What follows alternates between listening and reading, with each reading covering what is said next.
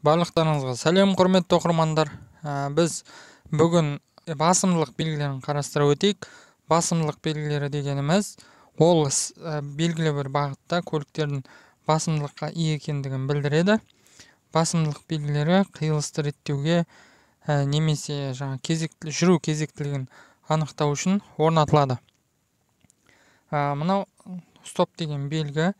Бұл белгіні көрсеңіз, мысалы, сіз міндетті түрде тоқтап, сосын барып жүруіңіз керек. 3 секундтан кейін, 5 секундтан кейін, егер ешқандай кедергі алдыңызда болмаса.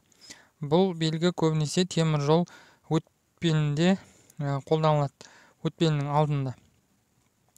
Сол себепті сіз осы белгіні көрсеңіз, міндетті түрде тоқтайсыз. Сосын барып, кедергі жоқ екеніне көз жеткізгеннен кейін барып, қауіпсіздік шаралары сақталып тұрғанына көз жеткізгеннен кейін барып жүрісіңізді жалғастырасыз. Келесі белгі, бұл қарсы бағыт басымдылығы деген белгі. Қара сызық мына жерде басымдылықты білдіреді. Мына қызыл сызық жол беретін көліктің бағыты. Сонда мысалы екі көлік бір мезетте сыймайтын жаңағындай жерлер болады ғой. Көпірі болады мысалы, немесе сіз жүріп келе жатқан жолда кедергі болады. Сосын осы белгі тұрады мысалы. Сіз осы белгіні көрсеңіз, сіз міндетті түрде жол беруіңіз керек. Келесі белгі, бұл жаңағы екінші дәрежелі жолдың жанасуы деген белгі. Мына қою сызықпен тұрған белгі, ол басты жол. Ал мына қиғашынан тұрған жіңішке сызық, ол екінші дәрежелі жолдың жанасуы дегенді білдіреді. Бұл да екінші дәрежелі жолдың жанасуы деген белгі. Просто қалай жанасып тұрғанын, қалай мына басты жолмен қиылысып тұрғанын мына көрсетіп тұр мына жерде. Бұл сіздің қарсы бағыт алдындағы басымдылық деген белгі.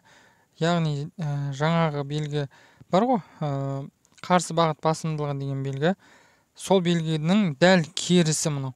Міне ақ сызық, осы ақ сызық басымдылыққа ие. Міне сіз егер мына белгіні көрсеңіз, басымдылыққа ие боласыз. Қарсы бағыт алдындағы басымдылыққа ие деген белгі.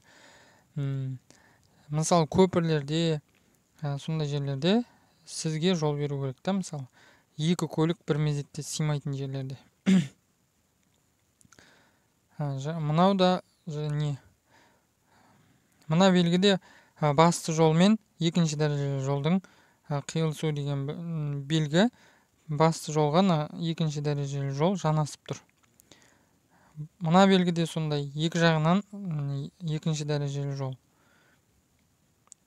Мына белгі басты жолдың аяқталуы деген белгі. Басты жол мен екінші дәрежелі жолдың қиылысы. Бұл да сондай, екінші дәрежелі жолдың жанасуы. Көрдіңіздер ме? Неше түрі бар.